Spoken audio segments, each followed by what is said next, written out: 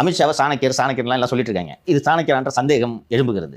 ரொம்ப எவ்வளவு நெருக்கடிக்கு இடையில் நீங்கள் இந்த கூட்டணியை அமைத்திருக்கிறீர்கள் என்பது நாம் எல்லோரையும் விட அமித்ஷா அவர்களுக்கு நன்றாக தெரியும். 24 தேர்தலுக்கு முன்பாக கெஞ்சினார்கள், மிரட்டினார்கள், உருண்டார்கள், பிறண்டார்கள், எதுவுமே நடக்கவில்லை.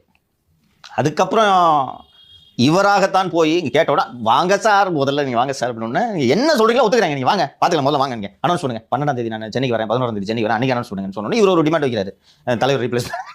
அதையும் ஏற்றுக்கணும், அதெல்லாம் ஏற்றுக்கொண்டார்கள். இல்லை, ஏப்ரல் 12 தான் பாஜக தலைவர் வேட்புமனுவுக்கான கடைசி நாள். அந்த 11ஆம் தேதி அமித்ஷா வந்திருக்கிறார்.